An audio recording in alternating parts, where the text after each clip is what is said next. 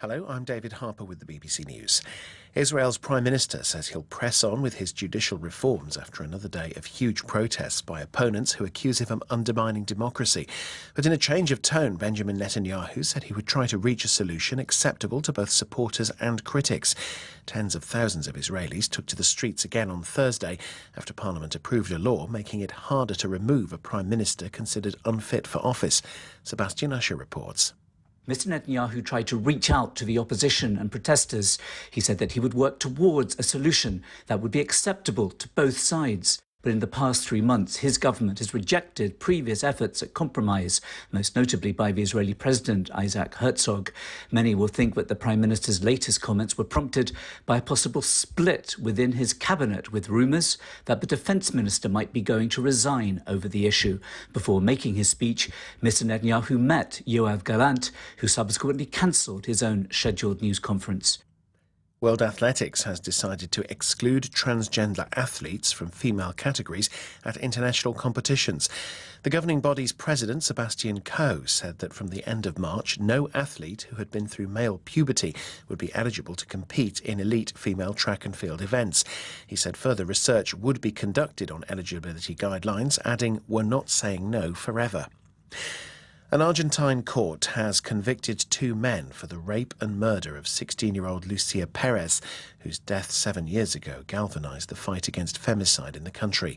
Crowds gathered in central Buenos Aires to celebrate the verdict. Mimi Swaby reports. Lucia Perez's murder caused national outrage, as did the acquittal of the 2 suspects on the grounds that the judges could not determine whether sex had been consensual. That ruling was thrown out by an appeals court. The case quickly became a symbol of the Ni Una Menos, not one less movement, to demand action on femicide across the continent. 7 years after her death, Thursday's verdict has been celebrated as a landmark victory, but Lucia's mother said it was just the start. Rights groups say almost 5,000 women are murdered each year in Latin America. The European Commission President Ursula von der Leyen says she'll organise a conference to secure the return of Ukrainian children taken to Russia, including those given to Russian families. She said the transfers were a reminder of the darkest times in European history. To deport children, this is a war crime.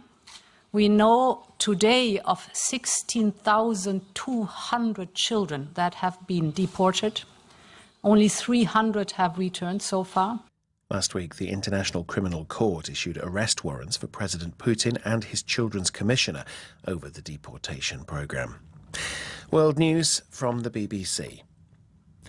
President Biden has arrived in Canada, where he'll meet Prime Minister Justin Trudeau and address Parliament. Shortly before he touched down in Ottawa, there were reports the 2 countries had reached agreement on a plan to curb a recent surge in migration at their shared border.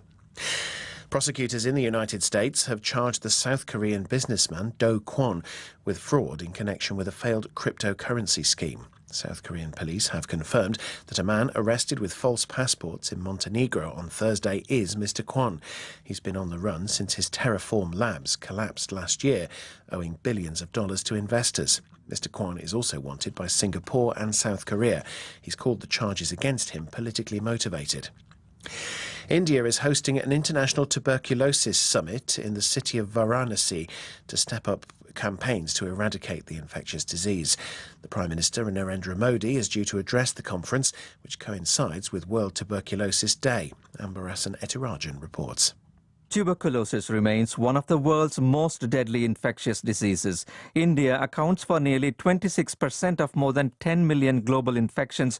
Around 500,000 people died from tuberculosis in India in 2021.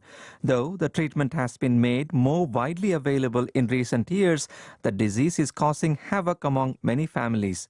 Tuberculosis is concentrated among the poorest communities. Experts say the challenge for countries like India is to reach out to those people to provide treatment, especially those affected by multi-drug resistant TB.